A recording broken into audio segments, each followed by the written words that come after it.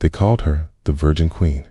To her people, she was untouchable, brilliant, and timeless. But behind the crown, the jewels, and the power, Elizabeth Tudor faced a solitude that no throne could lift. Tonight, we step into our final days, a time of silence, reflection, and secrets that have puzzled historians for centuries. Imagine a ruler who outwitted kings, navigated wars, and oversaw an empire at the peak of its cultural and political influence, now struggling to stand, to speak, to even accept a simple cup of tea. Her advisors whispered, doctors offered potions, and courtiers begged for guidance. Yet Elizabeth refused comfort, refusing to reveal her thoughts, even as her health began to fail. What was it like to be a queen whose voice had once commanded nations, now reduced to quiet nods and fleeting gestures? Tonight, we will explore not only the final hours of her life, but the shadows of grief, regret, and endurance that shaped her last moments. As we journey through this story, we'll uncover the mysteries surrounding her death. Was it age, illness, or the silent poison of a beauty ritual she had followed for decades? What haunted her heart? Memories of lost friends, betrayals, or perhaps the weight of history itself? From the chilling quiet of her chambers to the bustling halls of Richmond Palace, we'll walk through the atmosphere, the fear, and the dignity of a queen who refused to surrender, even as time claimed her. We'll also look at the moment that changed the course of a kingdom, the transition from Tudor to Stuart. How did a nation prepared for centuries suddenly face the unknown future under James I? How did Elizabeth's silence in life mirror the gaps in history she left behind? These are questions that echo through time, revealing the human side of power, loss, and legacy. Before we dive deeper, take a moment to like this video if you enjoyed journeys through history's mysteries. If you want more stories like this, stories that uncover the hidden human moments behind the facts, subscribe to the channel and join our exploration of history's secrets, one story at a time. Your support helps us bring more tales from the past to life, from the palaces of England to the rituals of ancient civilizations. So, settle in, perhaps with a warm drink and a cozy chair, because tonight we're not just learning history, we're stepping into it. From the final whispers of a queen who ruled with brilliance and solitude to the echoes of lives forever changed by the turning of time. This is a story you won't forget. And by the end, you'll see that history is never just dates and names, it's the drama, the heartbreak, and the resilience of real people living through extraordinary times. Welcome to the story of Elizabeth I's last days, a tale of power, mystery, and the quiet strength that carried her to the very end. As the days of early March crept over Richmond Palace, a quiet tension filled the air, heavy with the unspoken understanding that something profound was unfolding within the walls of the royal chambers. Elizabeth, once the embodiment of energy and command, now moved like a shadow of herself, her presence still commanding, yet strangely fragile. The once lively corridors, echoing with the whispers of courtiers and the rustle of silk, were now punctuated by the soft, deliberate steps of those who dared to approach her, careful not to disturb the delicate balance of her remaining strength. Physicians, bearing their tinctures and herbal concoctions, hovered anxiously, offering remedies that had cured kings and noblemen. Yet Elizabeth dismissed them all with a wave of her hand or the faintest shake of her head, a gesture that seemed to carry the weight of decades of experience, power, and defiance. She refused even the simplest comforts, food left untouched, warm drinks set aside, cushions adjusted, yet ignored an act that spoke as loudly as any decree she had ever issued. Every interaction, or lack thereof, conveyed a silent language of authority that no one could challenge. She was the monarch to the very end, governing her final days not with words, but with the unwavering presence of her enduring will. In the chambers, her silence became almost sacred, a deliberate retreat into a world where only her memories and thoughts could intrude. Courtiers and servants alike watched her with a mixture of reverence and helplessness, recognizing that the vitality which had once propelled her across battlefields and court intrigues was now waning, leaving behind a figure both formidable and profoundly human. She answered questions, not with sentences, but with subtle gestures, a nod, a turn of her hand, a faint arch of her brow, and yet every motion carried meaning, commanding attention and respect. The palace itself seemed to hold its breath, aware that it was witnessing the final act of a reign unlike any other. A time when even the walls, lined with portraits of ancestors and tapestries of triumphs past, seemed to bend under the weight of her legacy.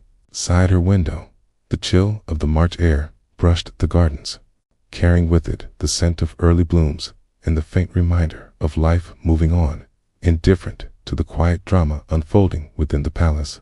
Yet Elizabeth remained steadfast, as though each day she endured, each refusal of comfort, was a final assertion of her autonomy, a statement that she alone would navigate the threshold between life and death, on her terms, cloaked in the dignity and authority that had defined her from the first day she ascended the throne.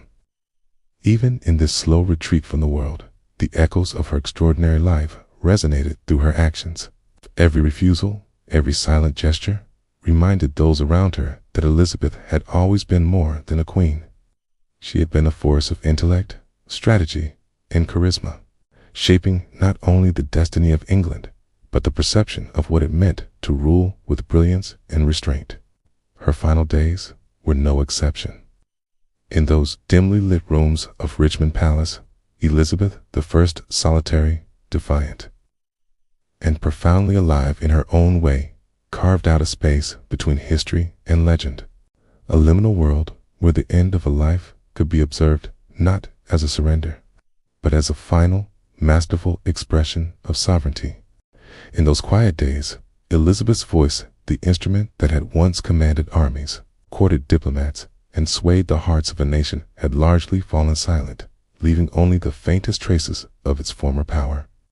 Conversations with her became a delicate dance, a game of observation and interpretation, as she communicated almost exclusively through subtle nods, fleeting gestures, and the nuanced movements of her hands. It's a slight lift of a brow, a barely perceptible tilt of the head, but the gentle wave of a finger could carry the weight of a command, a refusal, or an unspoken judgment. And those who attended her learned to read each motion with painstaking care, understanding that in her silence lay the authority of a lifetime. Courtiers would hold their breath, leaning forward in anticipation, deciphering whether the tilt of her chin signaled approval or a quiet admonishment, aware that a misreading could carry consequences as serious as any formal decree. Even as her body grew frail and her steps uncertain, her mastery over presence remained absolute. She could communicate more in a single, deliberate gesture than others could in a page of speech. Each nod, each wave, seemed choreographed by years of experience, a language forged from necessity and refined by decades of rule, conveying wisdom, resolve, and sometimes the faintest hint of humor or sorrow that flickered across her face like a candle in the dark. There was a rhythm to it, a cadence in her silence that those who knew her well could follow, yet outsiders could only guess at the true meaning behind each movement. It was as though her words had retreated into a private chamber within her mind, leaving the rest of the court to witness an almost ritualized performance of authority, a demonstration that even in quietude, Elizabeth I remained untouchable, commanding and endlessly enigmatic. This subtle, nonverbal communication transformed the palace itself into a stage where courtiers became performers in a delicate theater of observation, their every motion scrutinized and measured against the imperceptible responses of the queen. Even in her near immobility, she remained the center of attention, a focal point around which the world of Richmond Palace seemed to revolve. It was in these gestures, in the careful articulation of silence, that the true complexity of Elizabeth's power revealed itself. She had always understood that rulership was not only a matter of speech, but of presence, perception, and the ability to command without uttering a single word. And so, day after day, those who moved through her chambers learned to listen with their eyes, to interpret subtle shifts in quiet signals, discovering that the language of Elizabeth I was both maddeningly opaque and profoundly revealing. A testament to the indomitable spirit of a queen who, even at the edge of mortality, refused to relinquish the control she had so masterfully wielded throughout her life. As much as her body betrayed her with weakness and fatigue, it was the unseen weight upon her heart that pressed most heavily in these final days, a burden no physician could remedy and no comfort could alleviate. Elizabeth's mind, once a sharp instrument of statecraft and wit, drifted frequently into the corridors of memory, where faces and voices of the past lingered with unrelenting clarity. Among them, none haunted her more than Robert Devereux, the young and dashing Earl of Essex, whose charm and ambition had once captivated her entirely. Their relationship had been a storm of exhilaration and trepidation, a collision of political necessity and personal longing. He had flattered her, defied her, and at times provoked a fury that only a monarch of unparalleled patience could contain. Yet, in the end, it was betrayal that marked their story most sharply, and it was that memory which now carved invisible lines across her thoughts. Elizabeth recalled with a bitter sweetness the audacity with which Essex had entered her life, the fire in his eyes, the charm of his smile, the magnetic pull that had made her feel both invincible and vulnerable at once. She had placed immense trust in him, granting him favor, power, and, at times, indulgence that others would have considered unwise. But ambition, that double-edged sword, had turned loyalty into defiance. He plotted, he rebelled, and the queen, though resolute, was forced to watch as the man she once favored stood trial and ultimately paid the ultimate price with his life.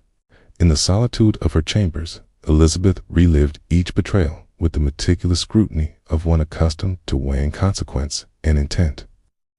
She thought of the moments when she had laughed at his wit, when she had reprimanded him with a glance that spoke louder than words, and when she had pardoned him again and again, driven perhaps by a hope that loyalty could be renewed, or by the simple impossibility of extinguishing her own affection. Now, as she lay weakened, the memory of his execution, the sudden, irrevocable finality of it, echoed in her mind like a shadow that refused to be dispelled. She remembered the whispers of courtiers in hushed corridors, the quiet murmurs of grief and speculation, and the knowing sense that in her refusal to entirely separate the personal from the political, she had been left with a wound that time could not heal. It was not just sorrow that visited her, but the lingering sting of regret. Could she have acted differently, governed differently, loved differently? In those moments, the weight of empire pressed alongside the weight of personal loss, converging into a sorrow that only deepened her silence, her withdrawal from conversation, and her retreat into gestures and nods.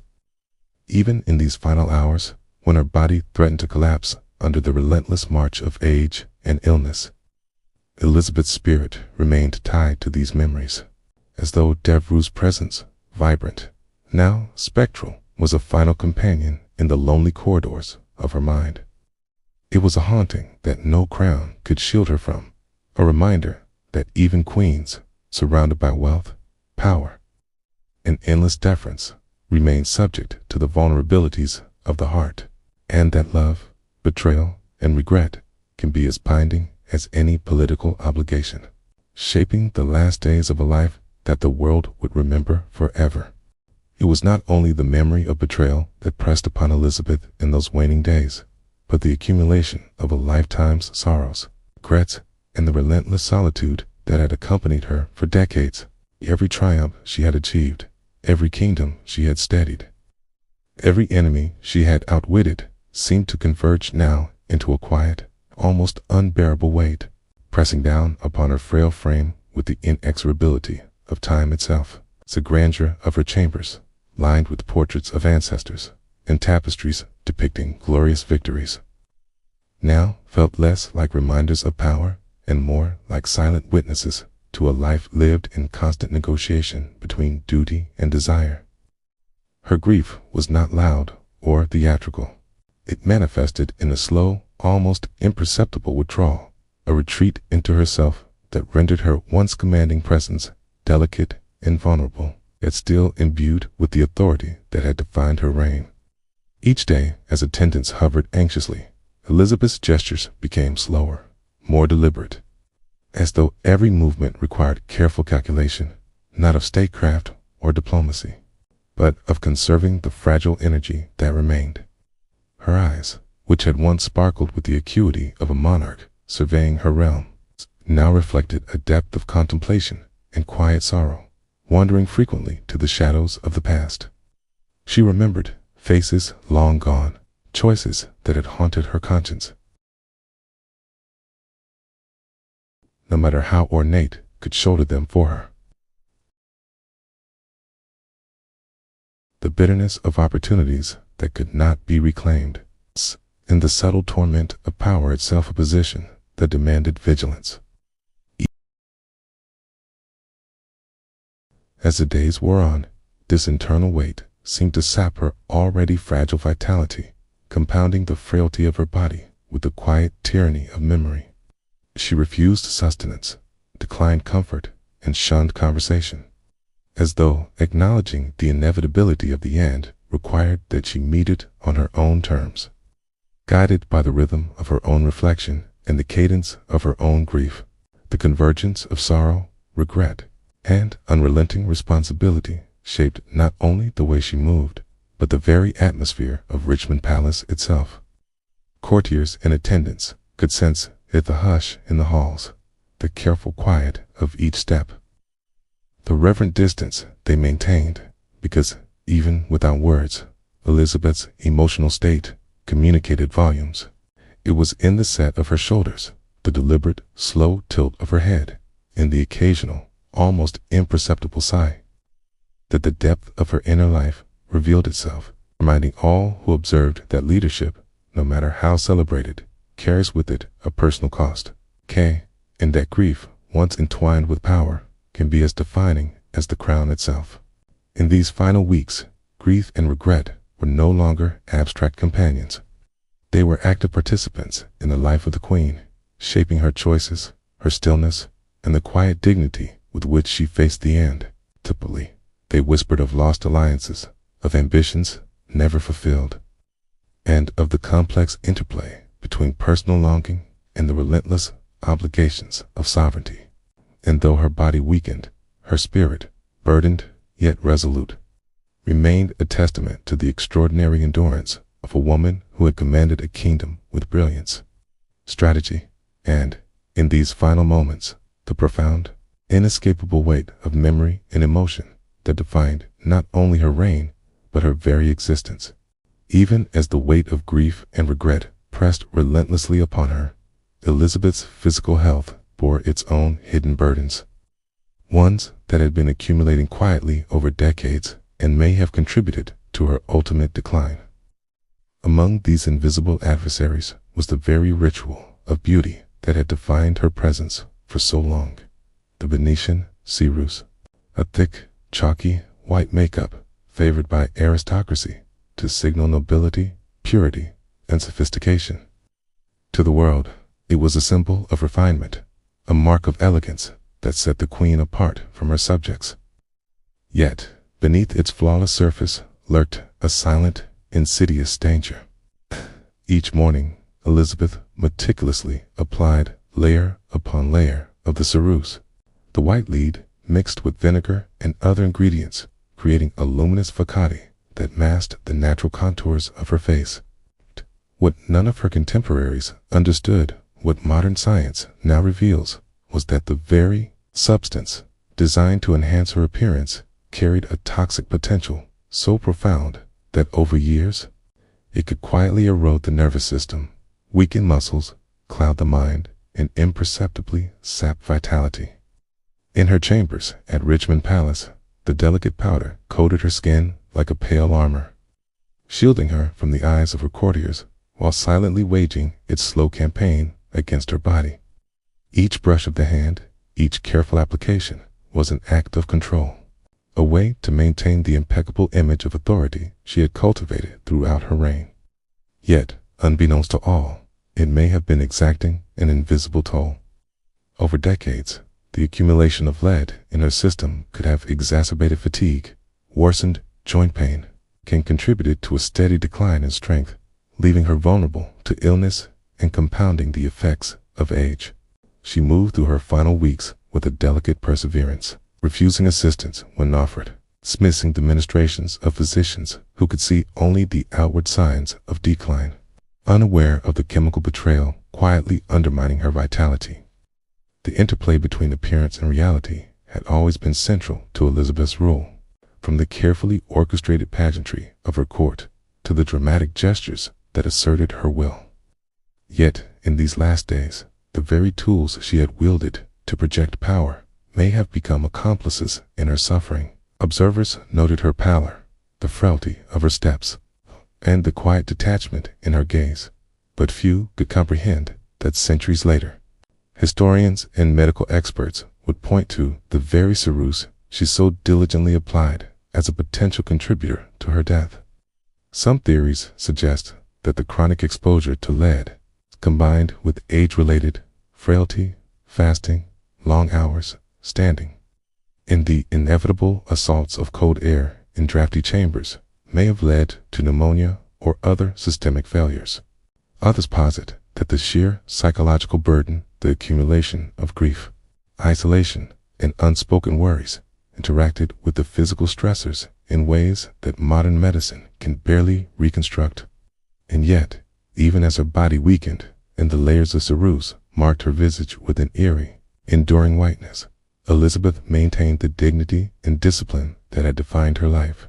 Each gesture, each nod, each deliberate silence was part of a final choreography of authority and endurance, a testament to a woman who had navigated the most treacherous waters of politics, betrayal, and mortality.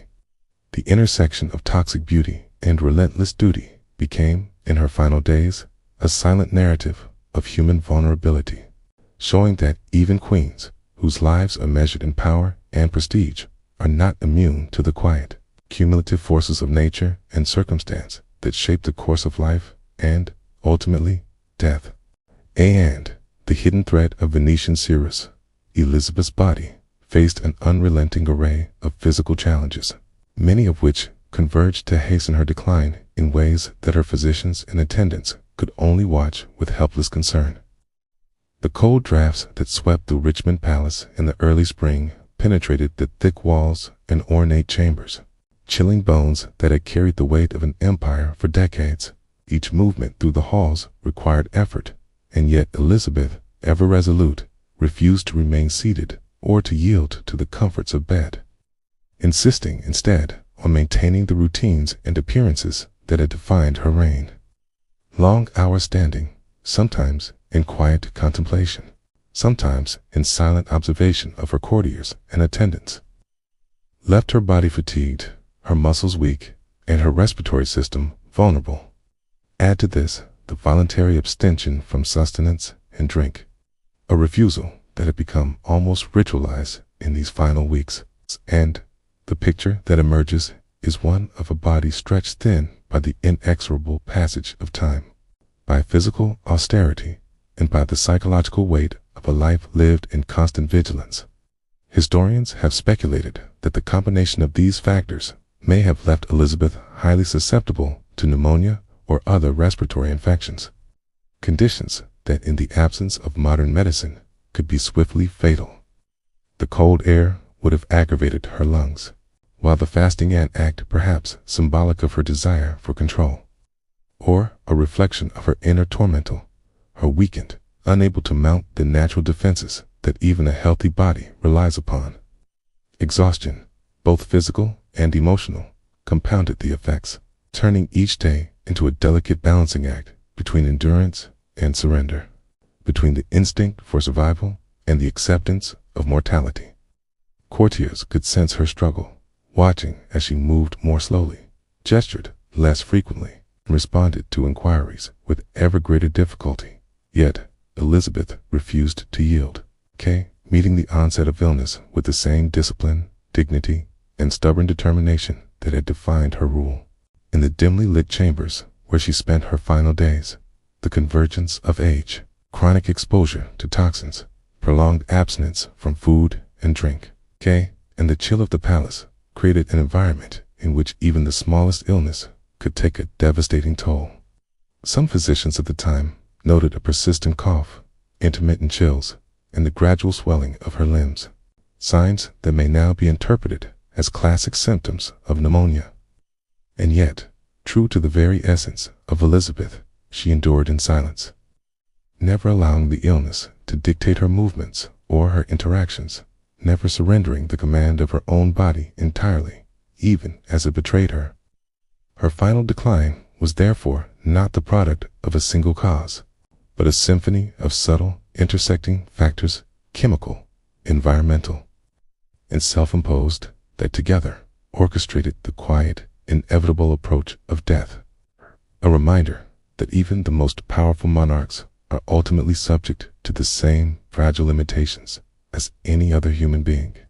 Layered atop the subtle poisons of her cosmetics, the relentless exposure to cold drafts, and the self-imposed austerities of fasting and exhaustion, there remained the undeniable reality of time itself, quietly but inexorably shaping Elizabeth's final days. At nearly 70 years old, she had lived far longer than most of her contemporaries, her body carrying decades of the immense burdens of rulership, political intrigue, personal sacrifice, and unyielding scrutiny. The strength that had propelled her across battlefields, commanded armies, and navigated the treacherous currents of court life now gave way to the natural limitations of age, and every gesture, every step became an act of deliberate endurance.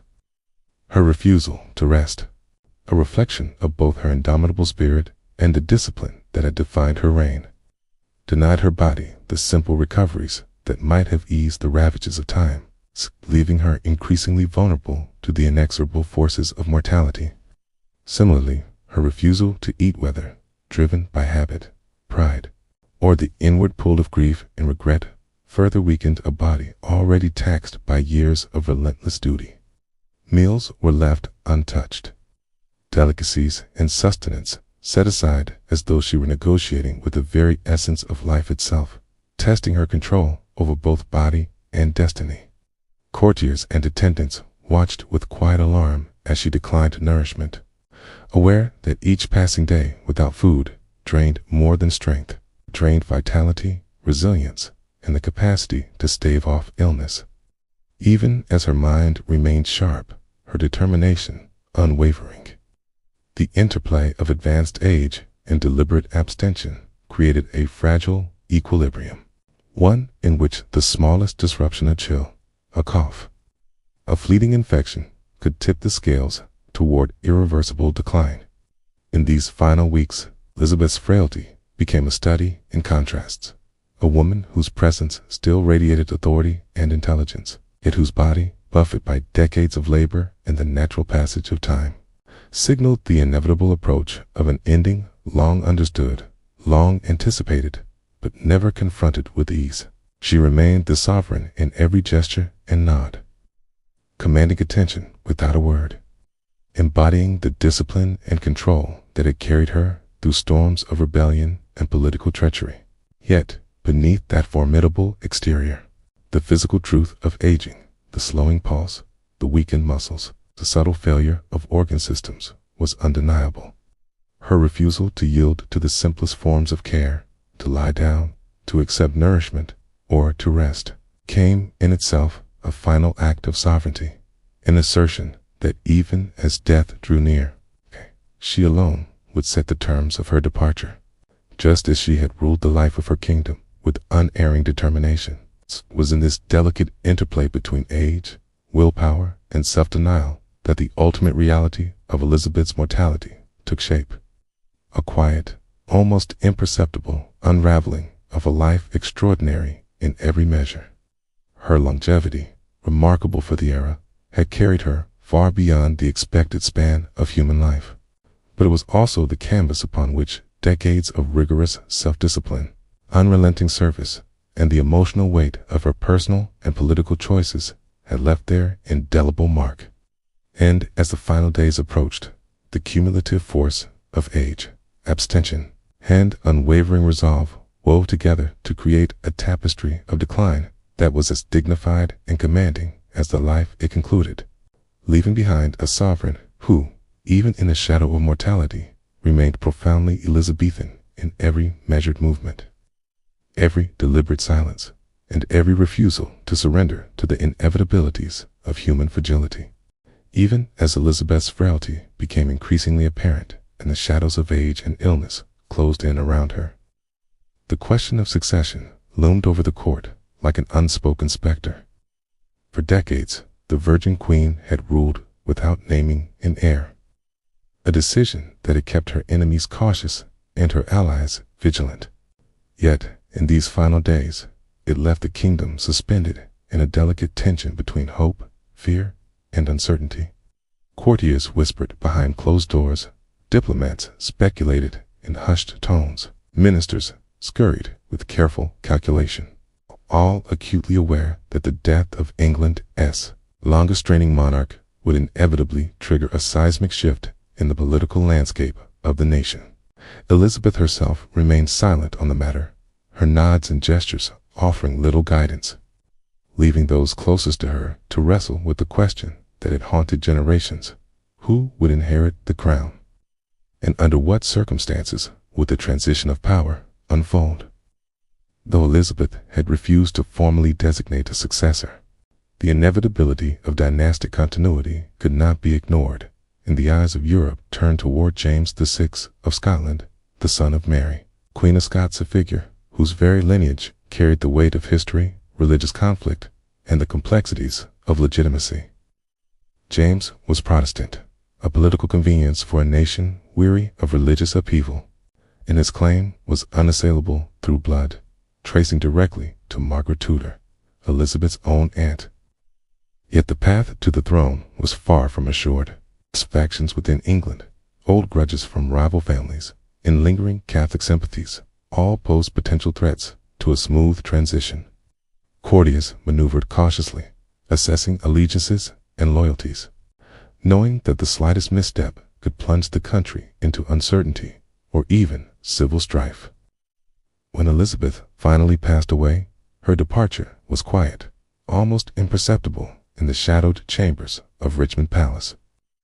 She left no proclamation, no dramatic farewell to echo through history, and no explicit instructions to guide those who would take up the mantle of governance. And yet, the mechanisms of state, honed over decades of Elizabeth's careful management, moved swiftly. Within hours, the Privy Council convened, and James VI of Scotland was formally declared James I of England, a monarch poised to unite the crowns of two kingdoms under a single rule for the first time. The transition was orderly, a testament to the systems Elizabeth had cultivated. Yet, beneath the surface of ceremony lay the immense responsibility and subtle tensions that would define James's reign. The declaration of James as king marked both an ending and a beginning, the close of an era defined by Elizabeth's singular brilliance, her resilience, and the indomitable personality that had steered England through storms of rebellion, religious division, and international intrigue. And the dawn of a new dynasty, one that would inherit both the strengths she had cultivated and the unresolved complexities she left behind. As courtiers and citizens alike processed the death of a queen who had seemed almost eternal, they were reminded that even in her silence, Elizabeth's influence endured. She had shaped not only the contours of power, but also the expectations, fears, and hopes of a nation, leaving a legacy that would ripple across centuries. The crown passed to James, yet the memory of Elizabeth, her cunning, her dignity, her enduring presence, even in the shadow of mortality, remained. A reminder that the true measure of a sovereign is not only in the lands they rule, but in the indelible mark they leave on history itself, with James I's succession to the English throne. A profound turning point in the story of the nation quietly unfolded. One that few at the time fully grasped in its significance, yet which would echo through the centuries. The death of Elizabeth I did more than mark the passing of a remarkable monarch. It signaled the end of the Tudor dynasty, a line of rulers whose lives had been entwined with scandal, religious upheaval, and the forging of an English identity that had survived relentless internal and external pressures. For 45 years, Elizabeth had been the embodiment of her dynasty's resilience and brilliance, a living symbol of continuity in a kingdom often beset by turbulence. Yet her departure left a vacuum, not merely of authority, but of narrative, of a singular figure whose persona had shaped the very perception of monarchy itself. Into this void stepped James VI of Scotland, now James I of England, a ruler whose arrival heralded the dawn of the Stuart era period, defined not by the long shadows of a single, dominant personality, but by a delicate balancing act between inherited traditions and the uncharted challenges of a unified crown. The transition was both subtle and monumental. Subtle in that it occurred without the chaos of open revolt or civil war, a testament to the meticulous administration Elizabeth had nurtured, and monumental in that it represented the convergence of two previously separate kingdoms under one sovereign, forever altering the political, cultural, and dynastic landscape of Britain. Courtiers who had long served Elizabeth watched with a mixture of awe, relief, and trepidation, aware that the familiar rhythms of Tudor governance would now be tempered, reshaped, and, in some cases, replaced by the ambitions, preferences, personality of a king born across the northern border. His understanding of England was filtered through the lens of his Scottish upbringing and his own intricate courtly experience. The symbolic weight of the Tudor dynasty's conclusion was everywhere evident. Portraits of Elizabeth, still adorned in the pale, commanding visage of Venetian ceruse, hung in halls and chambers, silent witnesses to a reign that had transformed England from a fragile, divided realm into a confident, culturally vibrant nation respected across Europe. The very streets of London seemed to pulse with the memory of her decisions, her triumphs, and her sacrifices, even as preparations for the new monarchy quietly moved forward. The Stuart era was not merely a continuation of rule. It was a redefinition of the monarchy's future, a shift that would challenge traditional power structures, recalibrate the relationship between king and parliament, and slowly usher England into a new chapter of political experimentation, religious negotiation, and cultural development. And yet, in the midst of this dynastic change, Elizabeth's legacy remained unassailable. Though her body had been reclaimed by time, and though a new line had ascended to power, the impact of her reign persisted in every law, every treaty, every cultural flourish, and every citizen's understanding of what it meant to live under a monarch whose intelligence, discipline, and indomitable will had guided the nation through peril and promise alike. The Tudor story had ended, but in that ending, the Stuart era found its beginning, carrying with it both the inheritance of Elizabeth's extraordinary governance and the awareness that history, even as it turns a page, never forgets the extraordinary hand that wrote the lines before it. In the final hours of her extraordinary life, Elizabeth remained defiantly herself, exhibiting the same unwavering discipline and command that had characterized her reign, even as her body betrayed her. Though fatigue gnawed at her limbs and breath came in shallow, uneven waves, she steadfastly refused to lie down, dismissing the gentle coaxing of attendants who feared for her failing strength. They offered warm blankets, soft cushions, and soothing words meant to ease the inevitable descent of a body exhausted by age, grief, and the invisible toll of decades of rulership. Yet Elizabeth waved each gesture aside with the same imperious dignity she had exercised throughout her life, as if accepting comfort would diminish the sovereign authority that had defined her every action. In these last moments, The chambers of Richmond Palace seemed suspended in a hushed tension, the air thick with the anticipation of mortality, yet infused with the lingering presence of a queen whose very being had shaped the course of history. Courtiers moved quietly, aware that every step, every whispered word, might intrude upon the solemn intimacy of her final struggle. Elizabeth, pale and frail beneath layers of ceremonial garments, remained upright or perched with the care of someone accustomed to holding the gaze of the nation, even when her own strength faltered. Eyes, once sharp and commanding, now flickered with a mixture of reflection, resolve, and the faint shadow of resignation. Scanning the familiar walls, the portraits of ancestors, and the faces of those who had served her faithfully through decades of turbulence and triumph, each refusal to rest was more than mere stubbornness. It was an act of control, a final assertion of sovereignty over her own body in the face of inevitable decline. She would not yield her dignity to the inevitability of death, nor allow the ordinary comforts of life to soften the formidable presence that had defined her reign. As hours passed, her movements slowed, gestures became more deliberate. Even the act of Nadinia, method she had long relied upon for communication, required careful deliberation. Attendants and nobles watched with a mixture of awe and quiet sorrow, sensing that this was not a simple struggle of body against illness, but a profound, almost ritualized confrontation between a lifetime of command and the ultimate surrender demanded by mortality.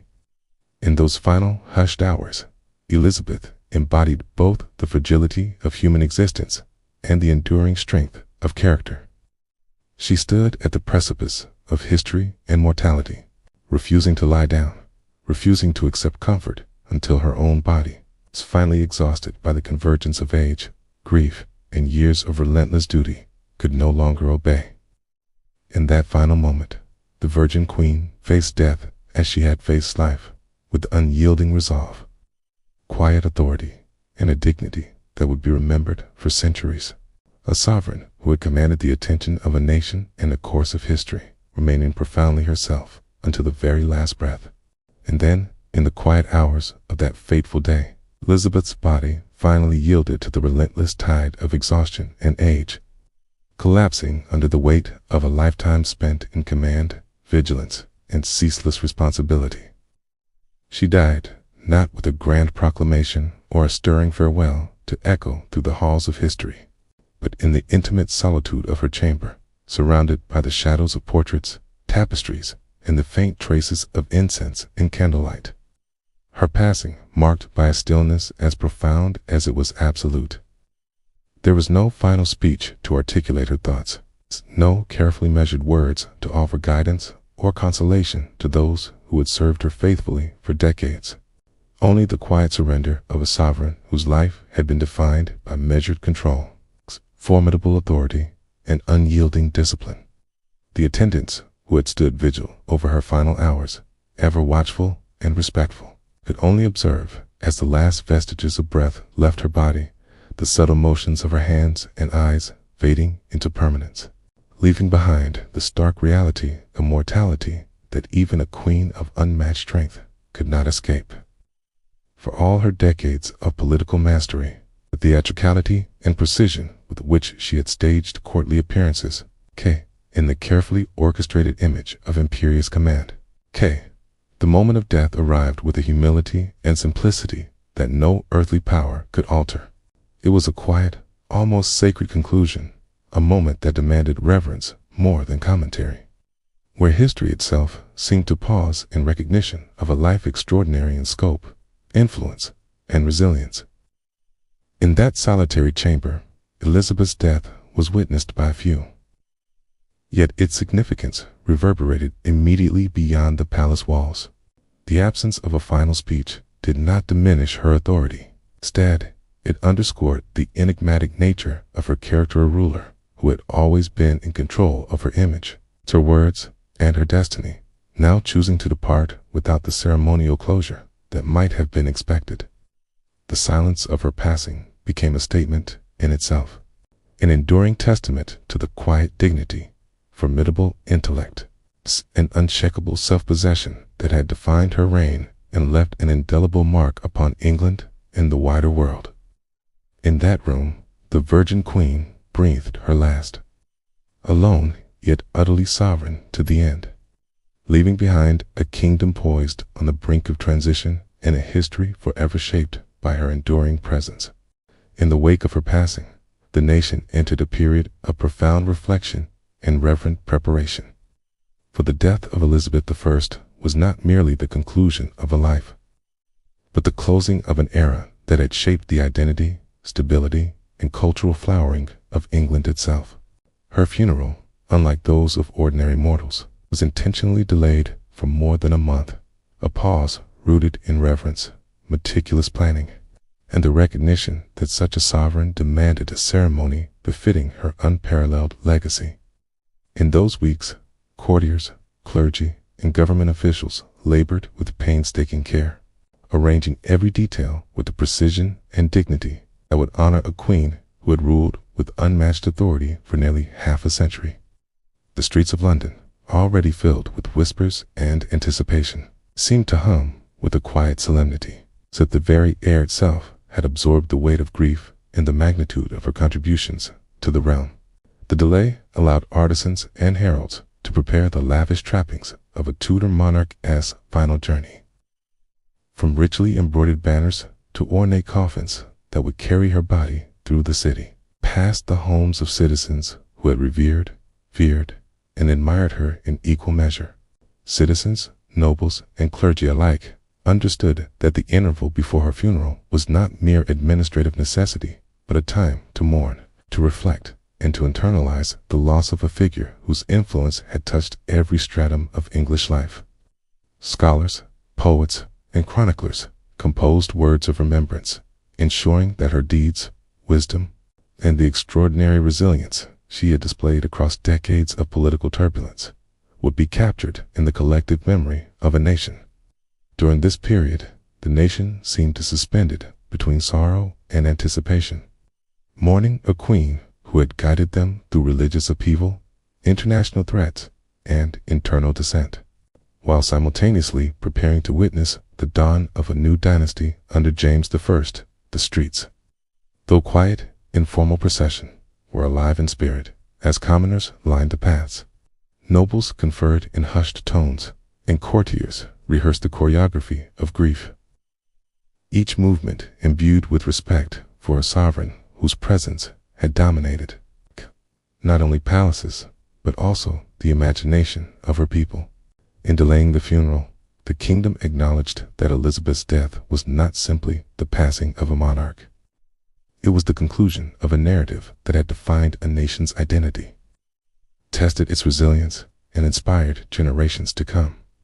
And so, when the day finally arrived, Elizabeth's body, preserved in dignity and adorned with ceremonial splendor, would be carried in a procession that mirrored the gravity of her reign, a visual symphony of respect, mourning, and recognition.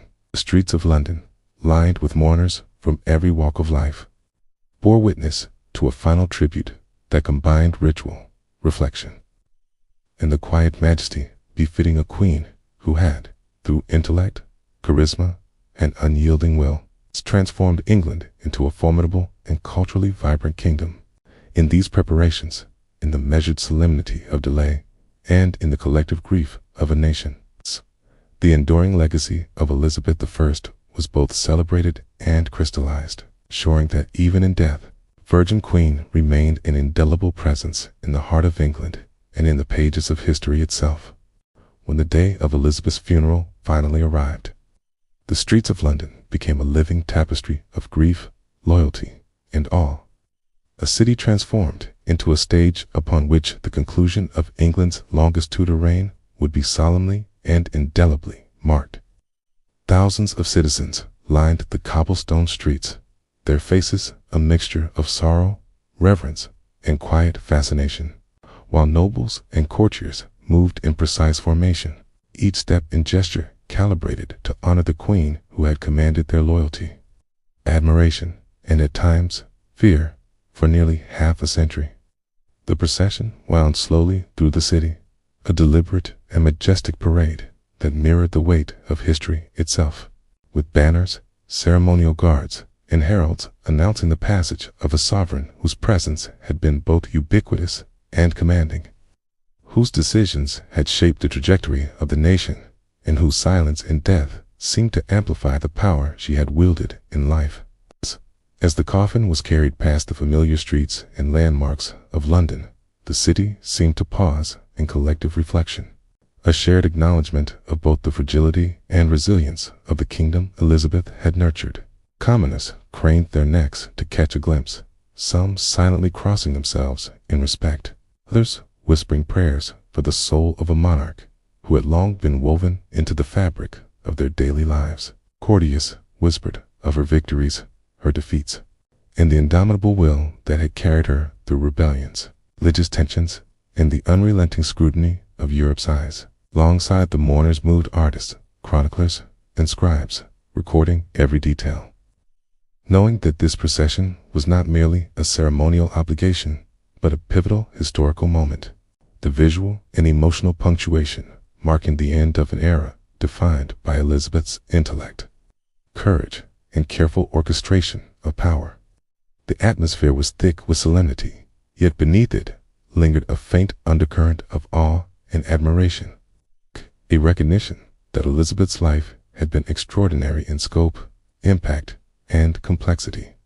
The sight of London's streets thronged with tens of thousands, the echo of footsteps and hushed voices blending with the tolling of bells, served as a tangible reminder that even in death, Elizabeth remained a commanding presence, her legacy inscribed upon the city, the kingdom, and the consciousness of generations yet to come. Every turn of the procession, every pause for ceremonial homage, reaffirmed that the reign of the Virgin Queen was not simply concluded, but celebrated in its magnitude, a reign that had transformed England into a confident, culturally vibrant, and politically formidable nation. In that procession, the weight of nearly half a century of Tudor rule became visible, moving slowly, deliberately, and with undeniable grandeur, a moving testament to the endurance, brilliance, and singular authority of Elizabeth I. It was a moment in which history, spectacle, and genuine collective grief intertwined, leaving an indelible impression on all who bore witness. A final affirmation that the longest Tudor reign had ended, yet its imprint on England, and indeed the world, would persist far beyond the tolling bells and fading footsteps of a city honoring its queen. After the long, solemn procession through the streets of London, Elizabeth's journey reached its final destination, Westminster Abbey, sacred space long associated with the coronation and a resting place of England's monarchs, where the weight of history seemed to settle into every stone and echo with every whispered prayer. The abbey, grand and austere, had been prepared meticulously for the interment of a queen whose life had been extraordinary in both magnitude and consequence. And as her coffin was carried through its towering arches, the air seemed to thrum with a combination of reverence, grief, and the palpable awareness that this was more than the burial of a sovereign, it was the consecration of a legacy. Nobles, clergy, and attendants moved with a deliberate solemnity, their robes and ceremonial garb rustling softly, a subdued soundtrack to the quiet dignity of the occasion. Every step, every gesture, every ceremonial incantation was choreographed to honor the Virgin Queen, to acknowledge a ruler who had shaped the nation with intellect, courage, and unwavering will, and to mark the final resting place of a monarch whose absence would be felt not only in the corridors of power, but in the very soul of England itself. Within the abbey, the coffin was laid to rest with ritual precision, surrounded by the rich tapestries, ornate carvings, and hallowed relics that had borne witness to centuries of royal births, triumphs, and farewells. The solemnity of the moment was amplified by the hushed murmurs of those present, the echo of prayers, and the distant tolling of bells that seemed to reverberate not only through the stone walls of Westminster, but through the hearts of the nation, carrying with them the collective memory of decades defined by Elizabeth's reign. For those who had witnessed her in life, the courtiers who had carried out her commands, the ministers who had navigated her political intricacies, and the citizens who had admired her from afar, this burial was an opportunity to confront the finality of her mortality, to honor the extraordinary achievements of a queen who had ruled through storms of rebellion, religious conflict, and the ever-watchful gaze of Europe, and to recognize that while the woman had passed, the influence of her reign would endure indefinitely. As her body was lowered into its final resting place, the abbey seemed to hold its breath, embracing both the sorrow of loss and the profound recognition of historical significance. Westminster Abbey, already a repository of England's past, became a site where Elizabeth's life, achievements, and indomitable spirit were enshrined. A sacred space where future generations would come to witness, reflect, and draw inspiration from a monarch whose reign had been unparalleled in both scope and impact. The interment was not merely a conclusion, but a ceremonial affirmation that Elizabeth's story, though concluded in the corporeal sense, remained alive in memory, in culture, and in the very identity of a nation she had transformed. Through this act, England paid homage to its longest-reigning Tudor monarch, honoring not only her death, but the enduring legacy that would continue to shape the course of its history. Long after the last echoes of her funeral had faded from the hallowed halls of Westminster Abbey, Elizabeth's eyes passing did not merely mark the end of a remarkable life. It signified the close of a transformative era in which England had emerged from the shadow of internal strife and external threats to claim a place of strength, cultural richness, and growing confidence on the European stage. When she first ascended the throne in 1558, England was a kingdom fractured by religious wars, teetering between instability and the looming influence of more powerful neighbors. Its identity contested, and its future uncertain. Yet, under Elizabeth's careful, shrewd, and sometimes audacious guidance, the nation began to coalesce into something far greater than the sum of its parts. Her intellect, political acumen, and capacity for measured risk allowed England to navigate treacherous waters, balancing diplomacy with military readiness, religious compromise with personal conviction, and the demands of a fractious court with the needs of a populace still recovering from decades of upheaval. Beyond mere governance, Elizabeth's reign was a period of cultural flourishing, where the arts, literature, and exploration thrived under her careful patronage. The theaters of London resonated with the works of Shakespeare and Marlowe, poets and playwrights whose words both reflected and shaped the identity of the nation. Explorers like Sir Francis Drake and Sir Walter Raleigh expanded England's horizons, daring to challenge the dominance of continental powers, while artists, architects, and scholars contributed to an emerging sense of national pride and cultural sophistication. Elizabeth understood that the strength of a kingdom was measured not only in armies and coffers, but in the vibrancy of its ideas, the beauty of its expressions, and the resilience of its people. She cultivated an image of majesty and intellect, of a queen who was both commanding and accessible, whose presence inspired loyalty, admiration, and sometimes fear, yet whose actions invariably advanced the stability and stature of her realm. Even in her personal choices, her careful management of courtly alliances, her calculated refusals to marry, and her navigation of the complex religious and dynastic politics of European Elizabeth, demonstrated a singular ability to harmonize the desires of the state with the imperatives of survival and legacy. The nation she left behind was more cohesive, more confident, and more capable of projecting its influence than the fractured and beleaguered realm she had inherited. Her legacy was not simply political or military. It was the embodiment of resilience, vision, and cultural sophistication, a testament to the profound impact a single, determined, intelligent ruler could have on the destiny of a country. The centuries that followed, Elizabeth's reign became a benchmark against which English monarchs and citizens alike measured strength, wisdom, and the enduring power of leadership.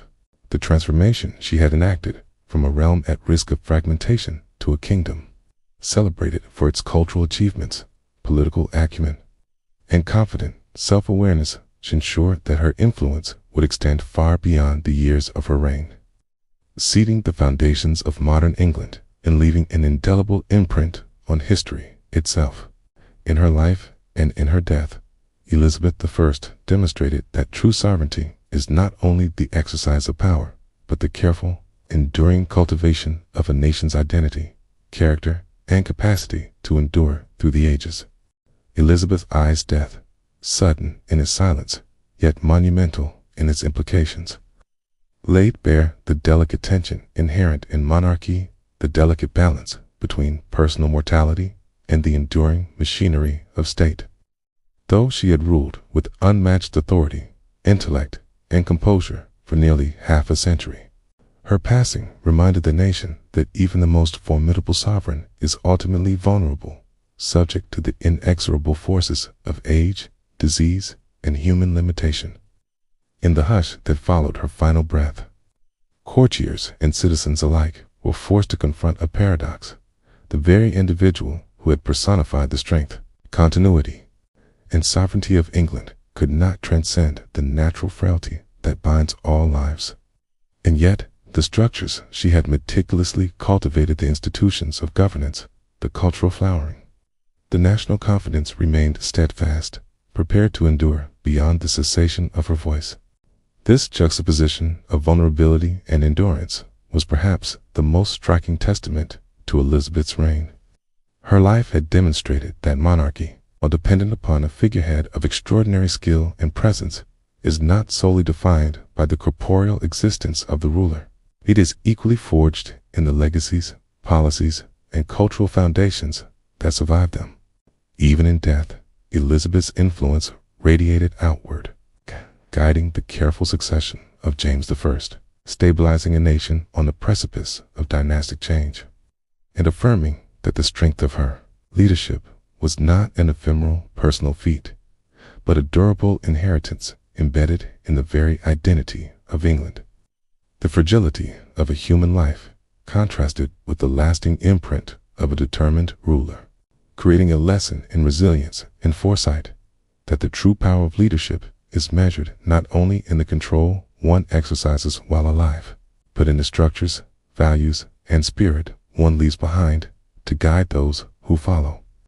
For the citizens who lined the streets, the courtiers who had devoted decades to service, and the historians who would study her reign for centuries to come, Elizabeth's death became both a cautionary and inspiring moment.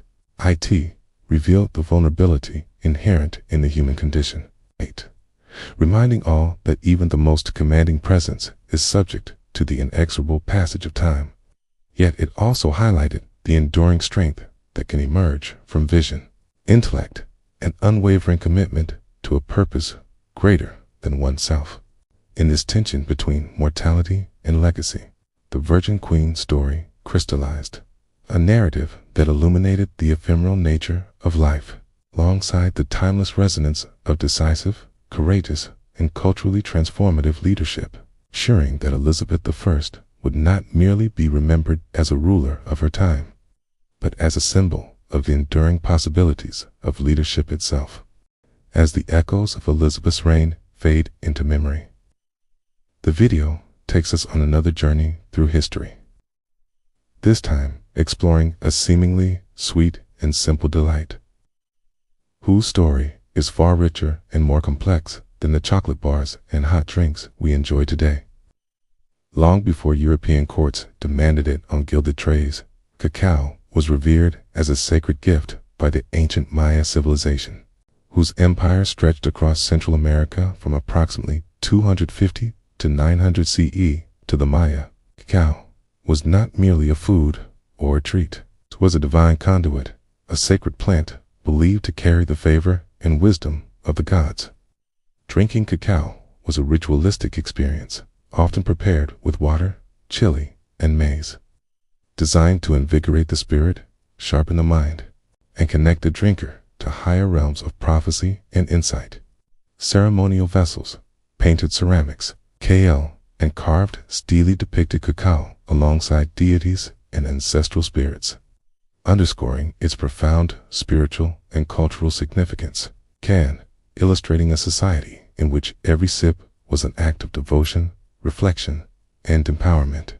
When European explorers encountered cacao, it underwent a radical transformation, propelled by the dynamics of trade, empire, and the social expectations of aristocracy.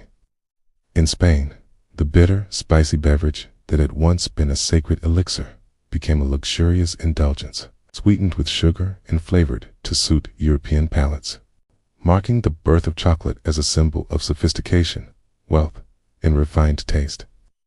Courts in Paris, London, and Madrid embraced it, sipping ceremoniously in salons and palaces, unaware or indifferent to the centuries of ritual and meaning that had once infused every cup.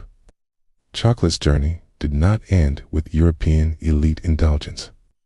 It became a commodity, intertwined with the emerging structures of empire, commerce, and colonial exploitation. Its cacao cultivation expanded in the Americas to meet the ever-growing demand of Europe. The story of chocolate's industrialization further illustrates the transformation of culture and economy. Innovators like Cadbury and Hershey mechanized production, refined textures, and lowered costs, turning what had once been a sacred or elite beverage into a mass-market product accessible to ordinary people. In Switzerland, chocolate evolved into a matter of national pride, where precision, quality, and artisanal skill defined the luxury brands that would become iconic worldwide. Meanwhile, in Mexico, chocolate retained connections to its ancestral roots, used in traditional dishes like mole, where the complex interplay of bitterness, spice, and sweetness reflects centuries of cultural adaptation and reverence. What emerges from this narrative is not merely a story of taste, commerce, or culinary evolution, but a living chronicle of human culture, exchange, and transformation. Chocolate, once a sacred offering to gods and warriors, has been reinvented countless times, shaped by empire, industry, and personal pleasure. Yet it remains tied to its origins as a source of meaning, celebration, and even ritual. Every time we indulge in chocolate today, engage knowingly or unknowingly with a history that spans continents, civilizations, and centuries, a testament to the enduring capacity of a simple plant to connect people across time, culture, and geography, illustrating how deeply the past is woven into even the smallest, sweetest pleasures of our daily lives. From the delicate sweetness of chocolate, our journey through history takes a somber and harrowing turn, moving across time and continents to a chapter marked by profound suffering and resilience. The forced removal of Native American tribes during the 1830s. Known today as the Trail of Tears, the story begins with the passage of the Indian Removal Act of 1830, legislation that cloaked expansionist ambition in the language of legality and inevitability, promising a peaceful transfer of native nations from their ancestral homelands to lands west of the Mississippi. Yet for those whose lives and histories were uprooted, the promise was a cruel illusion. Entire communities were forced to abandon the lands they had cultivated for generations, leaving behind homes, sacred sites, and the deep bonds of place that anchored their identities. Soldiers enforced these removals with ruthless efficiency. Again, settlers followed to claim the lands cleared of their original stewards, transforming what had been a landscape of heritage and continuity into one of displacement and despair. Among the hardest hit were the Cherokee, Choctaw, Creek, Chickasaw, and Seminole nations, each with their own languages, customs, and traditions, now subjected to an imposed march that would become both a literal and symbolic passage of trauma. Families were crammed into wagons or forced to trek on foot across harsh terrain, winter cold biting at their weakened bodies, hunger gnawing at their strength, and disease spreading mercilessly through encampments along the route. In the Cherokee Nation alone, it is estimated that over 4,000 people perished, a staggering toll representing nearly a quarter of their population. The Trail of Tears was not merely relocation. It was a calculated erasure of autonomy, culture, and hope, a journey marked by grief, endurance, and the unyielding weight of injustice. Even within these dire circumstances, acts of resilience and dignity emerged. Stories passed down through generations speak of communities supporting one another, of elders guiding the young, of families maintaining sacred rituals even under duress. Yet, the shadow of loss loomed large, and the echoes of this forced migration reverberated through centuries, shaping the identity and collective memory of native nations. The Trail of Tears stands as both a testament to the brutality of policy, driven by ambition and prejudice, and a reminder of the extraordinary endurance of the human spirit when faced with unimaginable adversity. It is a historical wound carried not only in the archives of history, but in oral traditions, family memories, and the ongoing struggle for recognition, justice, and preservation of culture. Through the lens of this tragic event, viewers are confronted with the human cost of expansionist ideology, the consequences of broken promises, and the resilience required to survive systemic erasure. The Trail of Tears reminds us that history is not only a chronicle of rulers, battles, and achievements, but also a narrative of those whose voices were nearly silenced, whose suffering demands acknowledgement, and whose perseverance ensures that the lessons of injustice remain visible across generations. By understanding their journey, we confront both the fragility and the endurance of communities in the face of profound adversity. And we recognize the necessity of remembering, honoring, and learning from histories that continue to shape the present. From the sorrowful paths of the Trail of Tears, history leads us to another episode defined not by conquest or displacement, but by fear, suspicion, and the fragility of human judgment. The Salem Witch Trials of 1692 in Massachusetts.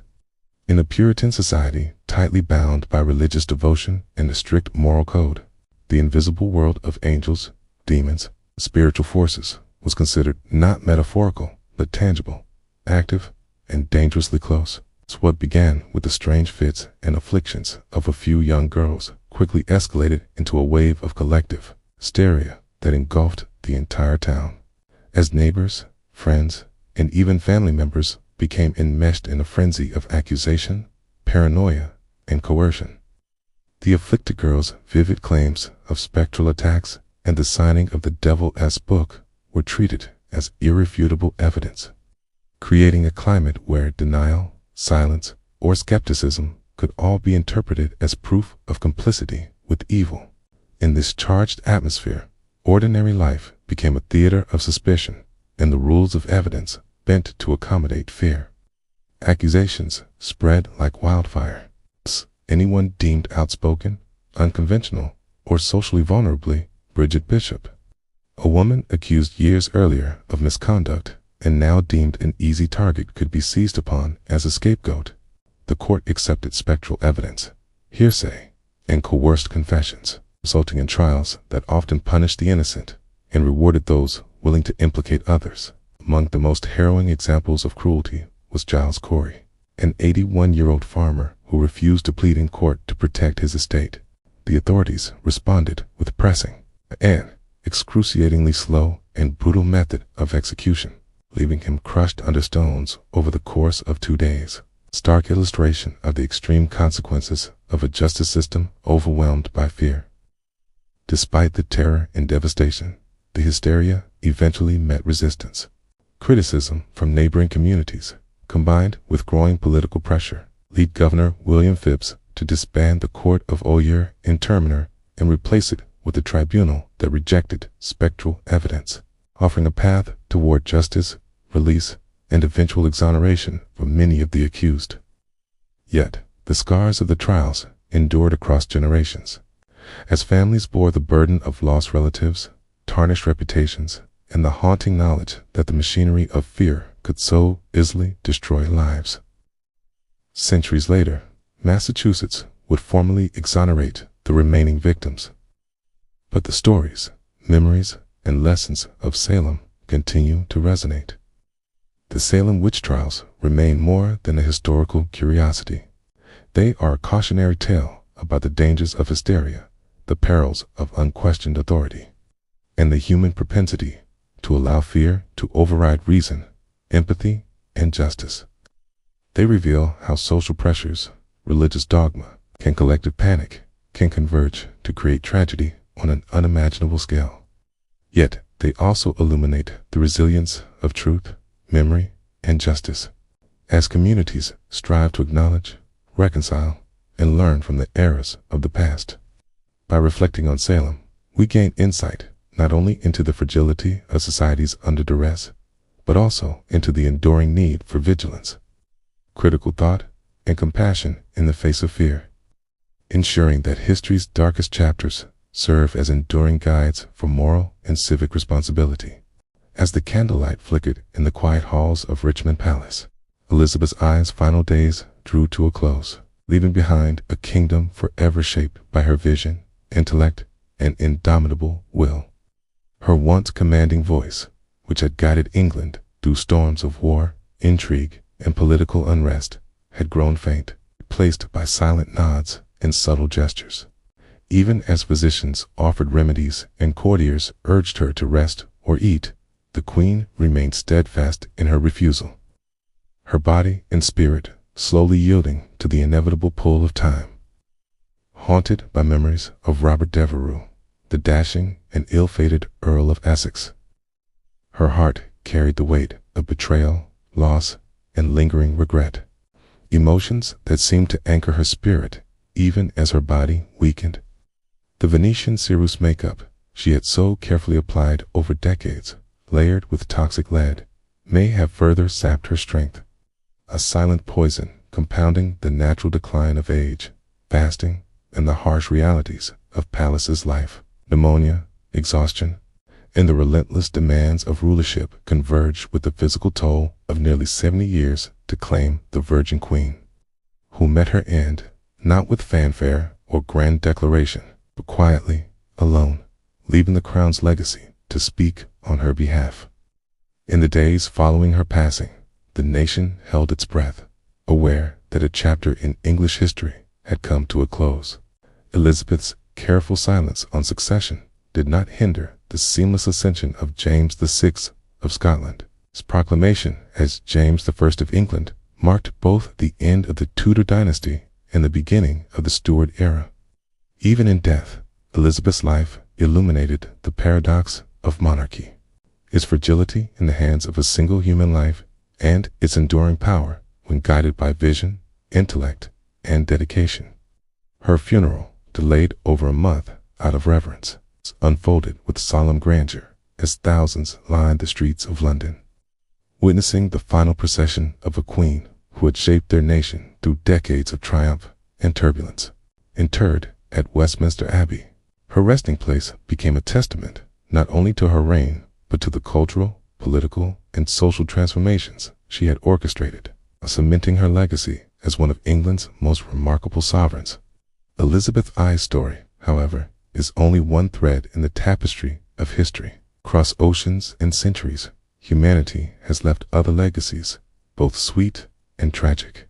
The history of cacao and chocolate, beginning as a sacred Mayan drink imbued with spiritual significance, is transformed across continents into a symbol of European luxury and, eventually, a global commodity enjoyed by millions. It illustrates how culture, trade, and human creativity can transform even the simplest of gifts into enduring global traditions. Yet, not all history is marked by celebration.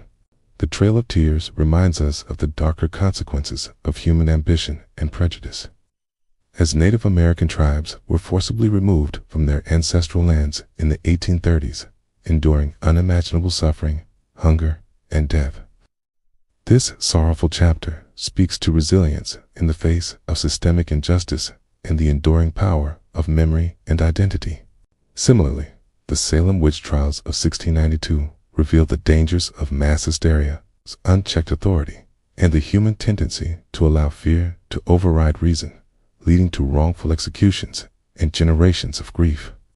Together, these stories Elizabeth's quiet passing, the evolution of chocolate, the Trail of Tears, in Salem's tragic trials invite reflection on the fragility, resilience, and interconnectedness of human history. They show us how ambition, devotion, fear, and innovation can shape the course of lives and nations, leaving lessons that continue to resonate centuries later. As we close this chapter and step away from the annals of the past, let us carry forward the wisdom embedded in these tales, to lead with courage and compassion, to remember the lives and sacrifices of those who came before, and to recognize that even in the quietest moments, like Elizabeth's final nod or the ceremonial sip of cacao, we are connected to the vast, unfolding story of humanity. So, as the night deepens and you prepare to rest, take a moment to reflect on the legacies of history, the lessons they offer, and the resilience of the human spirit. May your dreams be filled with curiosity, wonder, and the stories that continue to shape our world. Good night and sleep well.